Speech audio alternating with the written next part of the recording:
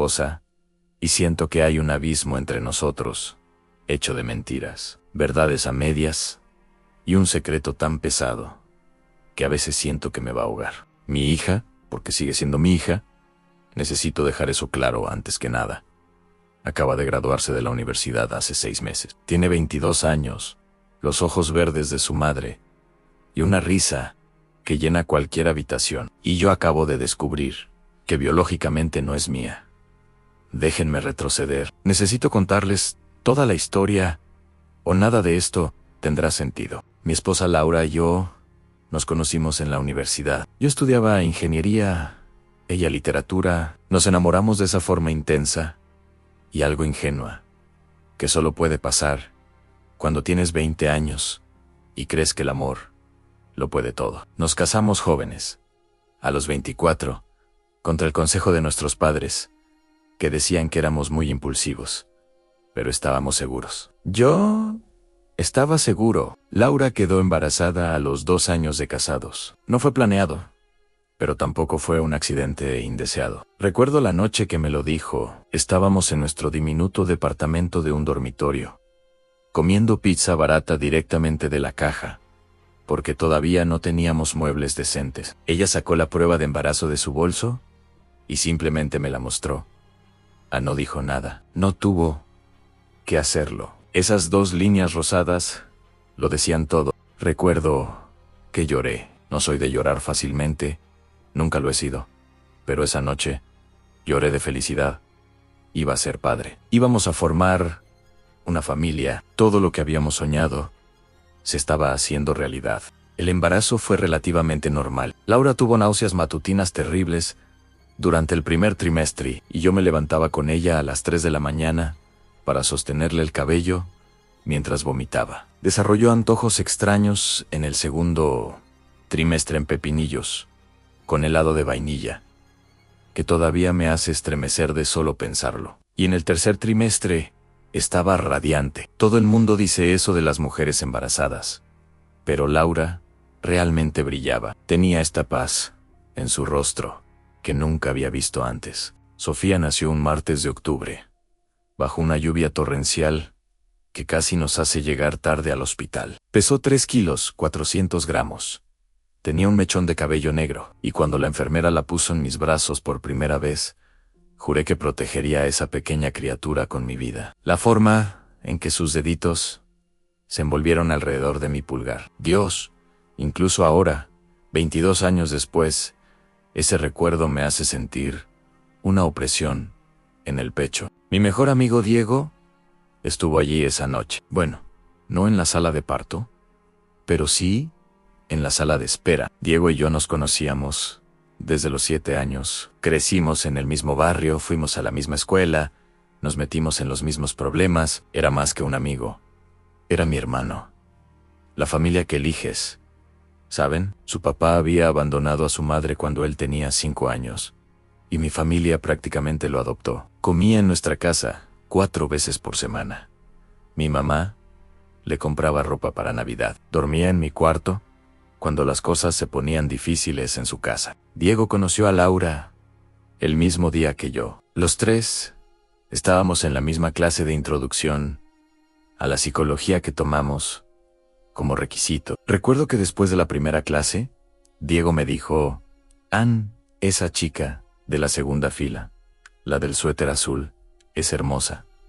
Deberías hablarle, Ann, pero yo ya lo había notado. Ya había decidido que encontraría la manera de sentarme junto a ella en la próxima clase. Lo que no sabía entonces, lo que no supe hasta hace 3 meses, es que Diego también estaba interesado en Laura. Me enteré de esto de la peor manera posible, pero llegaré a eso. Durante los primeros años de vida de Sofía, Diego fue el tío perfecto. La cuidaba cuando Laura y yo necesitábamos una noche para nosotros. Le compraba regalos excesivamente caros para su cumpleaños, cosas que nosotros no podíamos costear, porque todavía estábamos pagando préstamos estudiantiles y tratando de ahorrar para una casa. La llevaba al zoológico, al parque, a tomar helado. En Sofía lo adoraba. Su primera palabra fue papá, pero su segunda palabra fue Didi, su versión bebé de Diego. Nunca me molestó,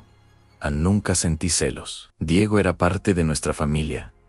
Era natural que Sofía lo amara. Laura y yo incluso bromeábamos sobre cómo Diego sería un padre increíble algún día cuando encontrara a la persona correcta. Pero Diego nunca encontró a la persona correcta. Tuvo relaciones, algunas duraron meses, una duró casi 2 años, pero ninguna funcionó. Siempre había algo que no encajaba. Según él, ahora me pregunto si sabía algo que yo no sabía. Me pregunto si había una razón por la que nunca pudo comprometerse completamente con nadie. Los años pasaron. Sofía creció. Comenzó el kinder, luego la primaria. Laura volvió a trabajar cuando Sofía tenía 6 años.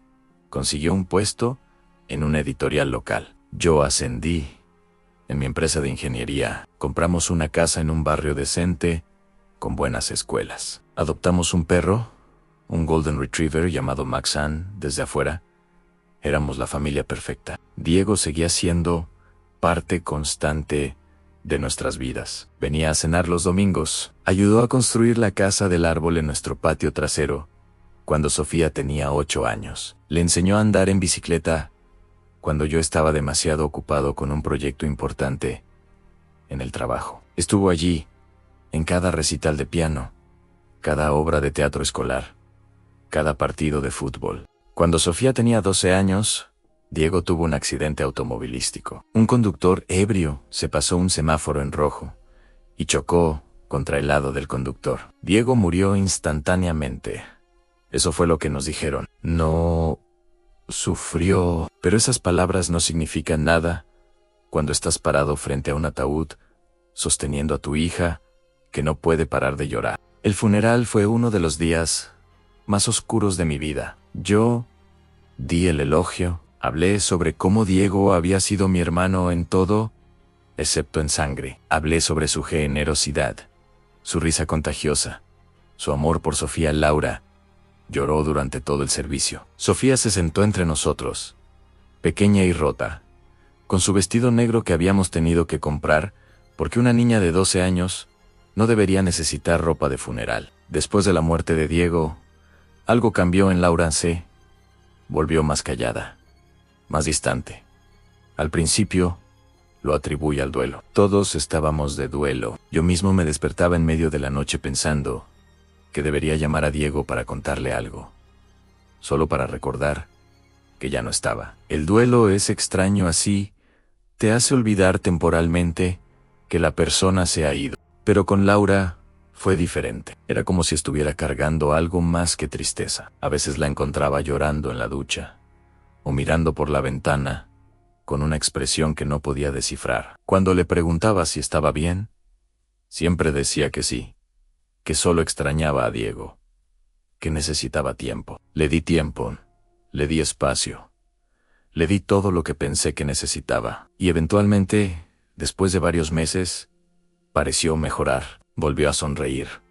Volvió a reírse. La vida continuó como siempre lo hace, incluso cuando sientes que no debería. Sofía también siguió adelante, de la manera en que los niños lo hacen. Todavía mencionaba a Diego a veces, especialmente en su cumpleaños o durante las vacaciones. Guardó una foto de él en su escritorio durante años, pero el dolor agudo se convirtió en un dolor sordo, y luego en un recuerdo tierno. Eso es lo que se supone que sucede, ¿verdad? No olvidas, pero aprendes a vivir con la ausencia. 10 años pasaron, 10 años en los que viví creyendo que conocía mi vida, que conocía mi historia, que conocía a las personas que amaba. Y luego, hace 3 meses, todo se derrumbó. Sofía había estado teniendo algunos problemas de salud. Nada grave, pensamos al principio. Solo fatiga persistente y dolores de cabeza. Pero su médico quiso hacer algunos estudios para descartar cualquier cosa seria. Parte de esos estudios incluía pruebas genéticas, porque aparentemente hay ciertas condiciones que pueden detectarse de esa manera. Ahora, la medicina moderna es increíble. Sofía me pidió que me hiciera algunas pruebas también, solo para comparación, para ver si había algún marcador genético familiar de preocupación. Por supuesto que dije que sí, ni siquiera lo pensé 2 veces. Era mi hija. Haría cualquier cosa por ella. Las pruebas tardaron 2 semanas en llegar. El médico de Sofía la llamó primero a ella, luego me pidió que fuera a su consultorio. Recuerdo cada detalle de ese día. Era un viernes por la tarde, casi las 4. Había salido temprano del trabajo, pensando que esto sería rápido.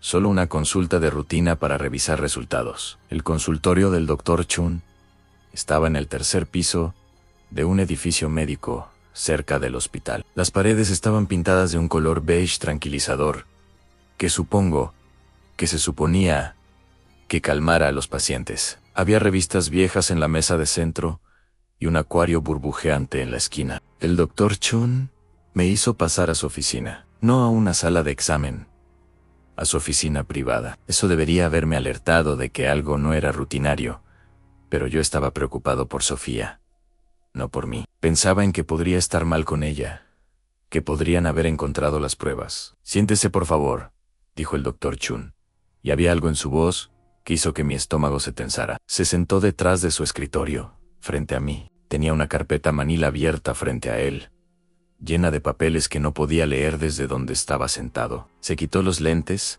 y los limpió con el borde de su bata blanca, una acción que ahora reconozco como nerviosismo. Las pruebas de Sofía salieron bien, comenzó, y sentí que mis hombros se relajaban inmediatamente. No encontramos ningún marcador preocupante para las condiciones que estábamos investigando. Ella está saludable, gracias a Dios, dije, y realmente lo sentí. Gracias a Dios. Sin embargo, continuó el Dr. Chun, y esa sola palabra hizo que mi alivio se congelara. Hubo algo inesperado en los resultados de la comparación genética entre usted y Sofía. Me quedé mirándolo. No entendía a dónde iba esto. Los marcadores genéticos muestran que, bueno, no hay una manera fácil de decir esto. Los resultados indican que usted no es el padre biológico de Sofía. Las palabras flotaron en el aire entre nosotros. Las escuché. Entendí cada palabra individualmente, pero juntas, en ese orden, no tenían sentido. ¿Qué fue todo lo que pude decir? Las pruebas de ADN son concluyentes, dijo el Dr. Chun con suavidad, como si el tono de su voz pudiera suavizar el impacto de lo que estaba diciendo. No hay coincidencia genética entre usted y Sofía que indique una relación padre-hija. Pensé que debía saberlo, aunque, bueno, entiendo que esto debe ser un shock terrible.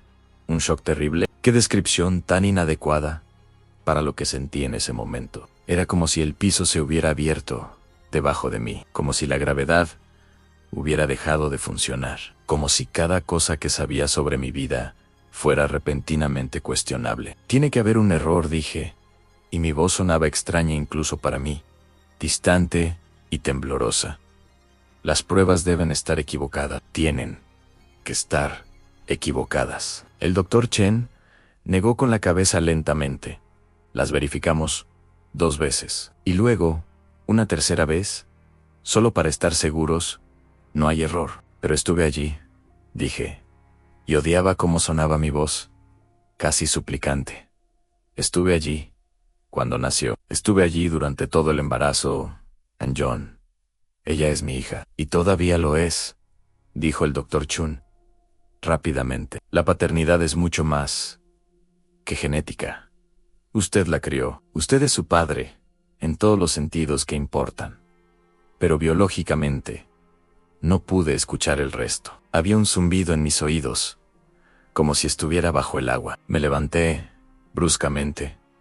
Murmuré algo sobre necesitar aire, y salí de su oficina. No recuerdo cómo llegué a mi auto. No recuerdo el viaje a casa. Lo siguiente que recuerdo con claridad es estar sentado en mi coche en el garage, con el motor apagado, mirando la puerta que conducía a mi casa. Dentro de esa casa estaba Laura, mi esposa de 26 años. Y en algún lugar, probablemente en su departamento o en la biblioteca de la universidad, estaba Sofía, la niña que había criado desde que nació, que me llamaba papá, que tenía mi apellido, excepto que no era mi sangre. No era biológicamente mía. Lo que significaba que Laura no podía completar el pensamiento.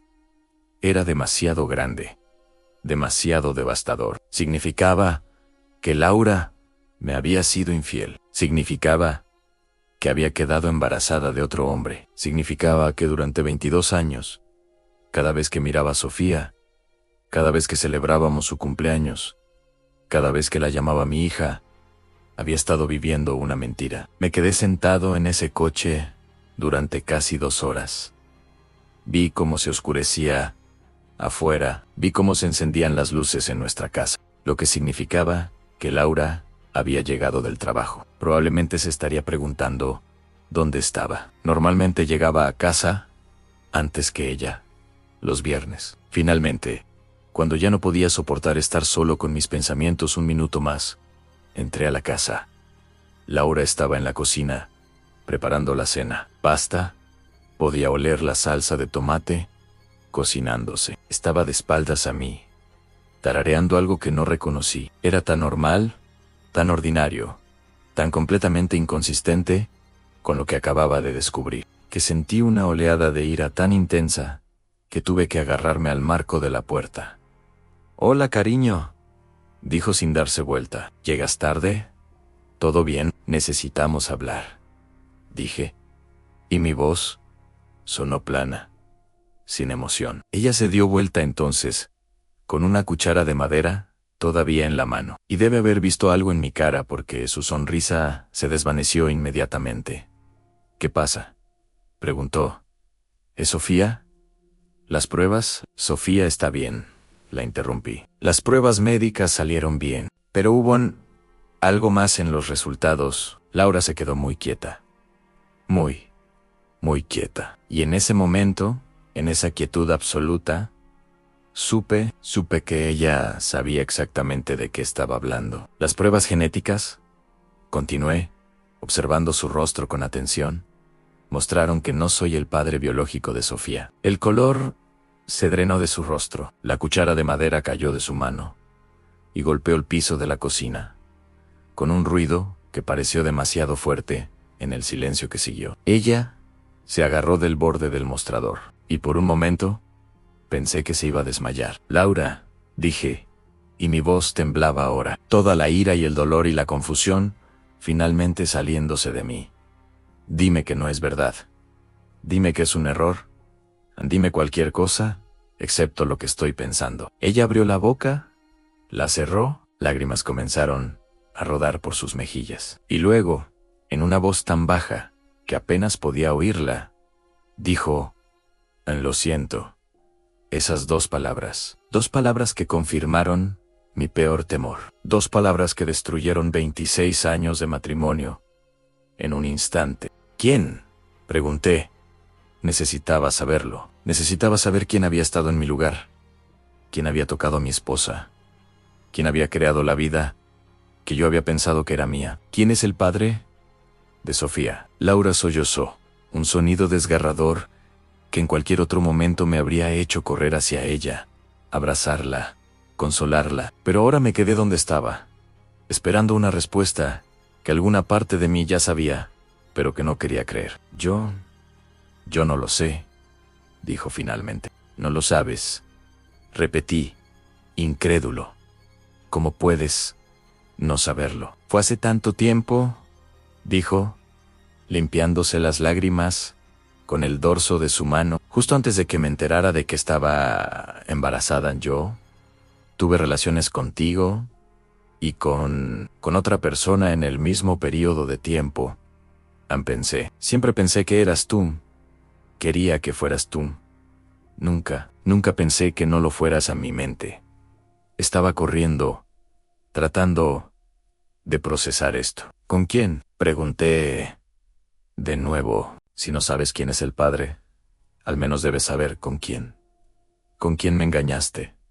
No hubo un silencio largo, demasiado largo, y luego Laura dijo un nombre que hizo que todo mi mundo se detuviera. «Diego, Diego, mi mejor amigo, mi hermano, el hombre que había sido como un tío para Sofía, el hombre que había estado en la sala de espera cuando nació, el hombre que la había amado, que había estado allí para cada momento importante de su vida, el hombre que había muerto hace 10 años, sin saber que era el padre de Sofía. Los recuerdos de nuestra vida juntos, que antes eran mi tesoro más preciado, ahora se sentían como veneno. Cada foto sonriente en la pared, cada aniversario celebrado, cada beso robado en la cocina, todo era una farsa. Y yo, el protagonista engañado, había vivido 15 años en una obra de teatro sin saberlo. Todo comenzó con una carta anónima que llegó a mi buzón. Una simple hoja de papel que destrozó mi mundo. Decía que mi hija, Sofía, el sol de mi existencia, no era mía, y que el verdadero padre era Marcos, mi mejor amigo, mi hermano del alma. Al principio, lo negué. Era una broma cruel, un intento de alguien envidioso por destruir nuestra felicidad. Arrugué el papel y lo tiré a la basura, pero la semilla de la duda ya estaba plantada. Empecé a observar. Vi cómo Laura, mi esposa, se tensaba cada vez que Marcos venía a casa. Noté las miradas fugaces que se lanzaban cuando pensaban que no los veía. La familiaridad en sus gestos que de repente me pareció sospechosa. Empecé a recordar las veces que Marcos se había quedado hasta tarde, ayudándome con algo, mientras yo estaba de viaje de negocios. Las excusas de Laura para ir a ver a una amiga justo cuando Marcos estaba libre. Las piezas del rompecabezas, que antes no tenían sentido, comenzaron a encajar de una forma horrible y dolorosa. Pero la prueba definitiva estaba en los ojos de Sofía. Siempre me habían dicho que se parecía a Laura, a su abuela materna, pero esa noche, mientras la arropaba en su cama, la miré de verdad y vi los ojos de Marcos. El mismo tono de verde, la misma forma almendrada era innegable. El aire se me escapó de los pulmones. Me senté en el pasillo, con la cabeza entre las manos, sintiendo como el suelo se abría bajo mis pies en 15 años. 15 años de mentiras. La confrontación era inevitable. Esperé a que Sofía se durmiera profundamente. Encontré a Laura en la sala, mirando la televisión como si nada pasara. Apagué el televisor. Me miró confundida. Le mostré la carta que había rescatado de la basura, arrugada y manchada, como mi corazón. ¿Qué es esto, Laura?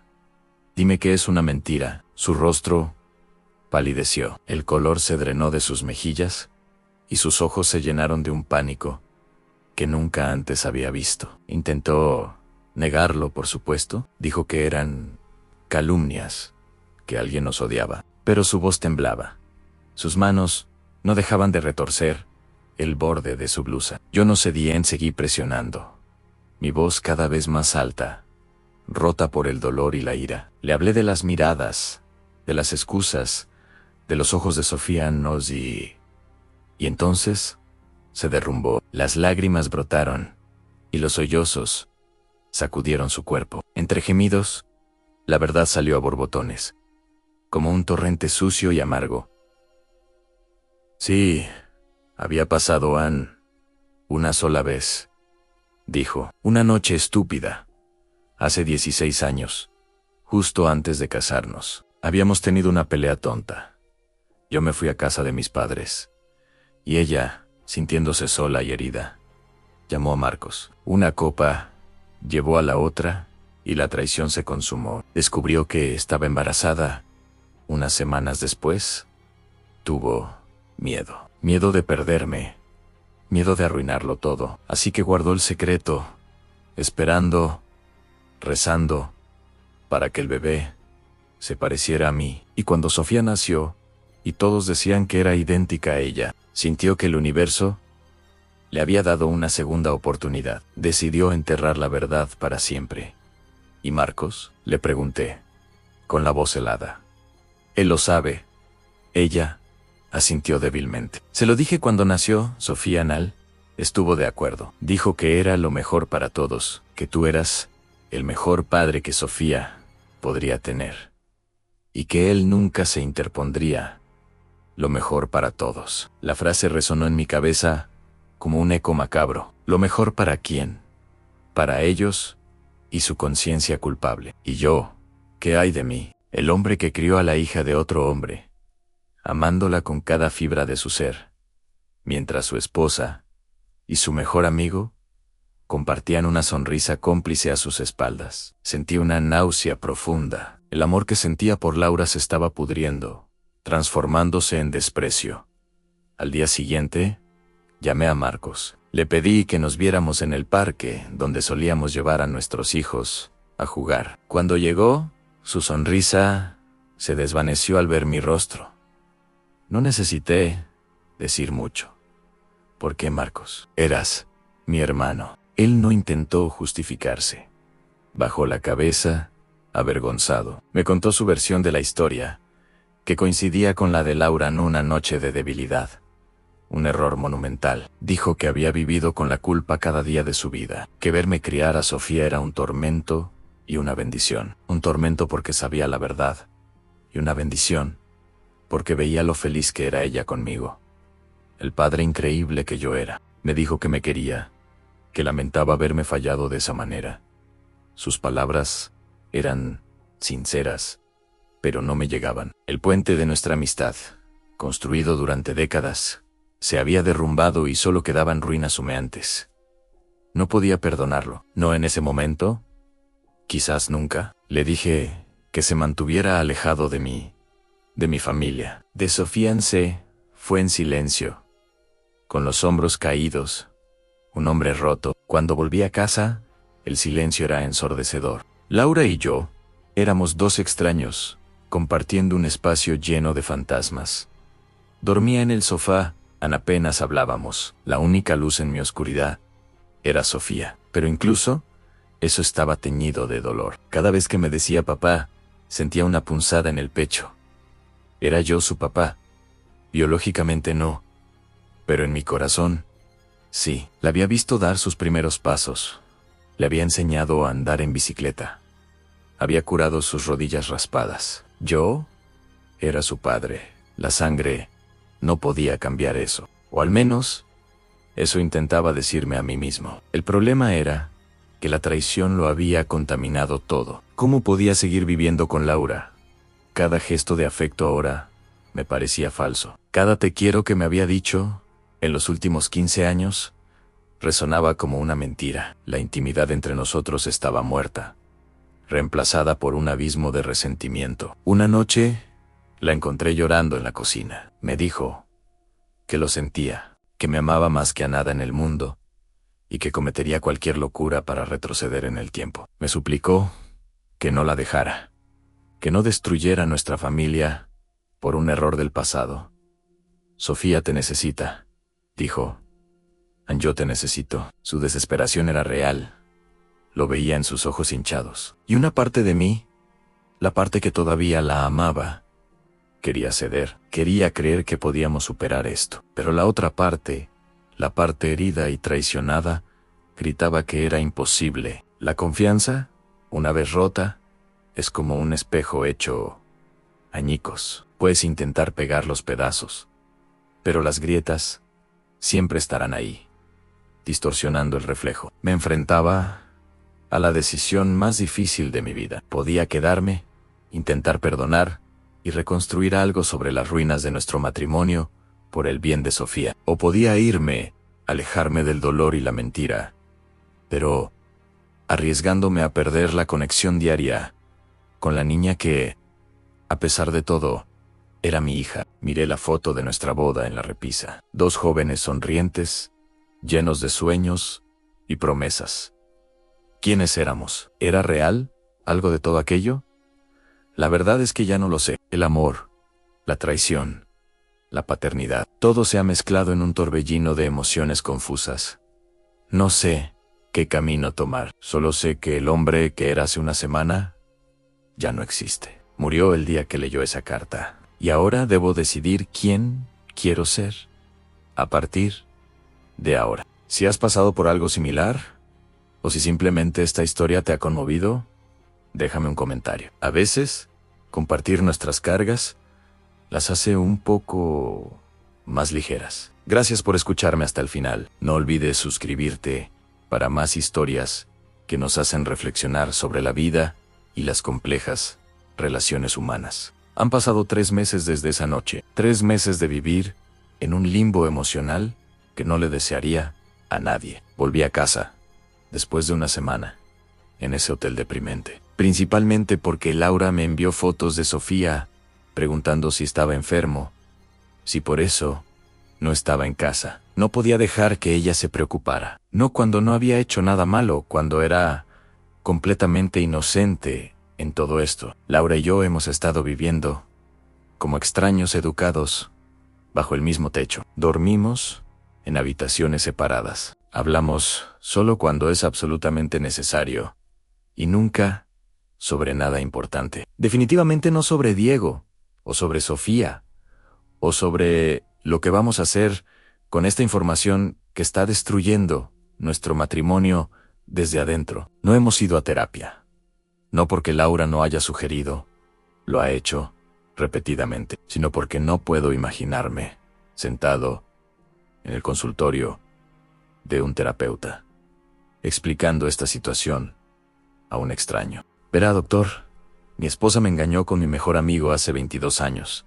Quedó embarazada y acabamos de descubrir que nuestra hija es biológicamente de él. Pero él murió hace una década sin saber nunca que era padre.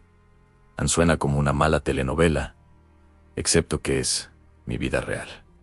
Sofía sabe que algo anda mal. No es tonta y ha crecido en esta casa lo suficiente como para leer las señales, los silencios incómodos durante la cena, la forma en que Laura y yo evitamos mirarnos, como ya no me siento en mi lugar habitual junto a Laura en el sofá cuando vemos televisión. Hace 2 semanas, Sofía me confrontó. Vino a casa un sábado por la tarde, algo que no hace a menudo desde que se mudó a su propio departamento. Dijo que necesitaba hablar conmigo. Solo conmigo. Nos sentamos en el patio trasero, en los mismos sillones donde solíamos sentarnos cuando era adolescente, y necesitaba hablar sobre problemas en la escuela o con amigos. Tenía esa misma expresión seria que siempre tenía cuando algo la preocupaba de verdad. Papá, dijo, y el sonido de esa palabra me atravesó como siempre lo hace ahora. Tú y mamá se van a divorciar. Debí haber anticipado la pregunta, pero aún así me tomó desprevenido. ¿Por qué preguntas eso?, dije, evadiendo. Porque no son tontos, respondió, con esa franqueza directa que siempre he amado en ella. Ustedes no se hablan, duermen en habitaciones diferentes. Mamá ha estado llorando. Yo no soy ciega. Las cosas están complicadas ahora mismo, dije, eligiendo mis palabras cuidadosamente. Tu mamá y yo estamos pasando por algo difícil. ¿Tiene que ver con mis pruebas médicas?, preguntó. Porque todo comenzó justo después de eso, ¿verdad? ¿Encontraron algo malo que no me están diciendo? No, cariño, dije rápidamente. Tú estás perfectamente saludable. Esto no tiene nada que ver contigo. Es entre tu madre y yo. Todo lo que les afecta tiene que ver conmigo, dijo Sofía. Soy parte de esta familia. Si algo está mal, tengo derecho a saberlo. Tenía razón, por supuesto. Pero, ¿cómo le dices a tu hija una verdad que va a destrozar su sentido de identidad? ¿Cómo le dices que el hombre que amó como tío era en realidad su padre? ¿Cómo le dices que has estado mintiéndole toda su vida, aunque no lo supieras? Todavía no estoy listo para hablar de ello, dije finalmente.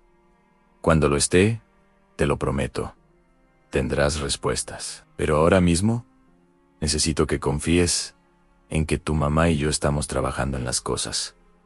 Sofía no se veía convencida, pero asintió. Tú me sigues queriendo, ¿verdad?, preguntó entonces, y había algo vulnerable en su voz que me recordó a cuando tenía 5 años y pensaba que cada problema podía resolverse con un abrazo. Por supuesto que sí, dije, y era la verdad más pura que había dicho en semanas. Te amo más que a nada en este mundo. Eso nunca va a cambiar. Nunca. Ella se inclinó y me abrazó, y yo la abracé de vuelta, preguntándome si este sería uno de los últimos abrazos antes de que supiera la verdad, antes de que me mirara de manera diferente, antes de que cuestionara cada momento de nuestra relación. Cuando se fue esa tarde, Laura me encontró todavía sentado en el patio. Mirando al espacio, ¿le dijiste?, preguntó. Y había miedo en su voz. No, dije, pero no puedo seguir mintiéndole para siempre. No es mentir, argumentó Laura, es protegerla. ¿Protegerla de qué? De la verdad, de un dolor innecesario. Qué bien va a ser saber. Diego está muerto, no puede conocerlo. Solo va a destruir la forma en que te ve, la forma en que nos ve. Va a arruinar cada recuerdo que tiene de Diego. Había pensado en eso.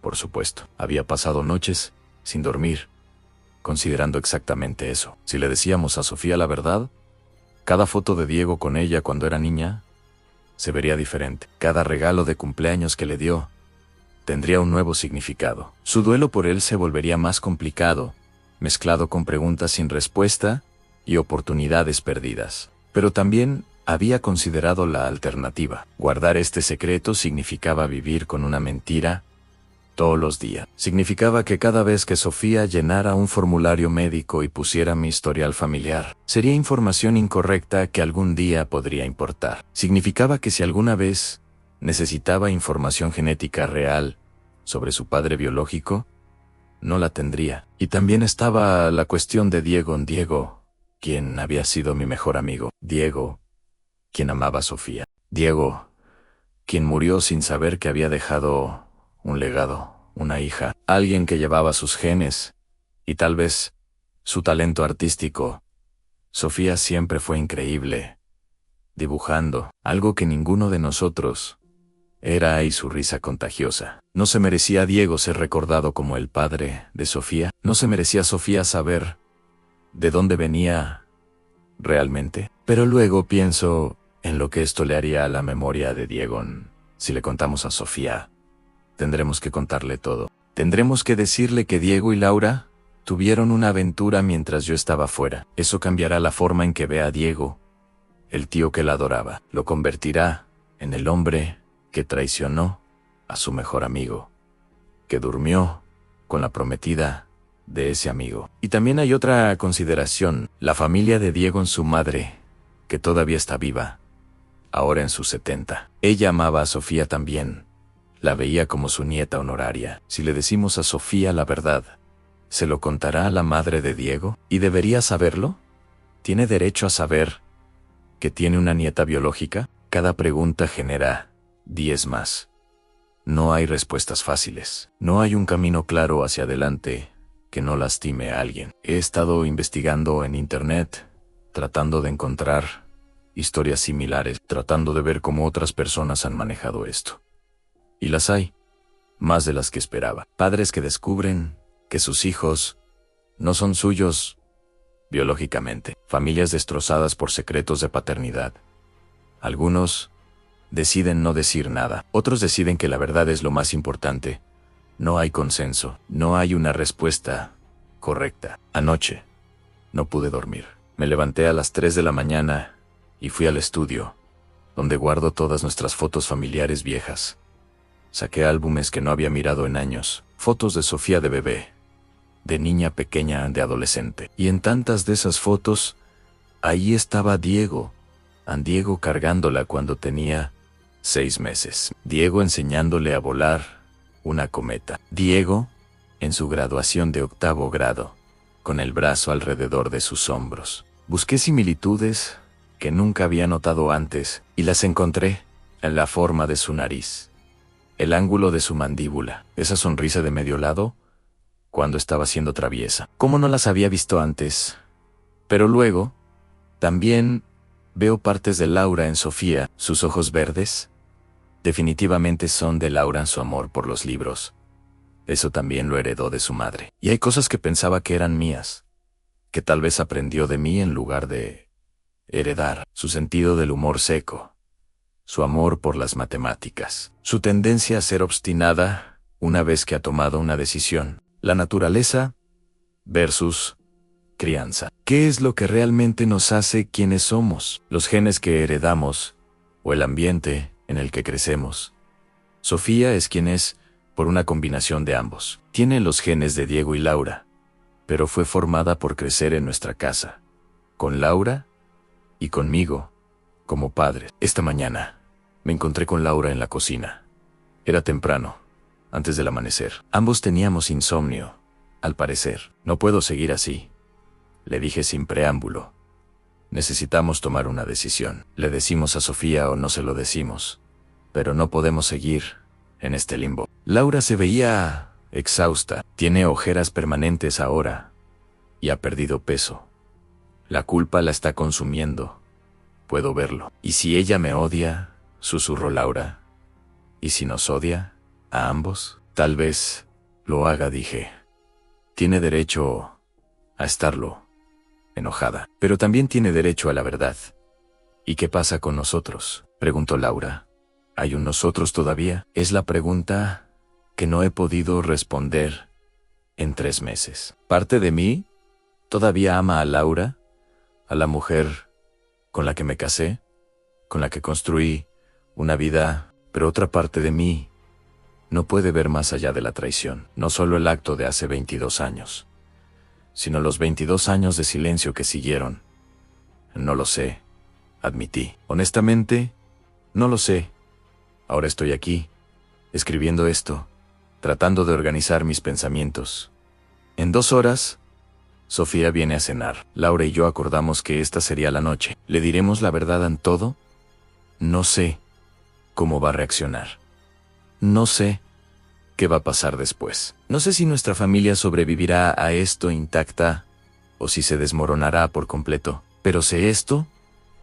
Sofía merece la verdad. Diego merece ser reconocido como su padre. Y yo merezco vivir en realidad, no en una mentira cómoda. Así que esta noche destruiré el mundo de mi hija para poder reconstruirlo sobre verdad en lugar de mentiras. Le diré que su tío Diego era su padre. Le diré que su madre cometió un error hace 22 años. Le diré que yo la amo incondicionalmente, que siempre será mi hija, sin importar qué diga él. ADN. Y luego esperaré. La esperaré para ver si puede perdonarnos. Esperaré para ver si puede entender. Esperaré para ver si el amor es suficiente para superar la traición y el secreto y el dolor. Diego murió sin saber que era padre. Esa es una tragedia que no puedo deshacer. Pero puedo asegurarme de que su hija sepa de dónde vino. Puedo asegurarme de que su memoria sea completa, aunque sea complicada. No sé si estoy tomando la decisión correcta. Tal vez en 1 año miraré hacia atrás y desearé haber mantenido el secreto. Tal vez Sofía nunca me perdonará por destruir su inocencia, por complicar su identidad, por hacer que cuestione cada recuerdo de su infancia. O tal vez, solo tal vez, la verdad nos liberará a todos. Tal vez nos permitirá finalmente procesar este dolor juntos, en lugar de ocultarlo en la oscuridad. Tal vez permitirá que Sofía conozca completamente su historia, incluso las partes difíciles.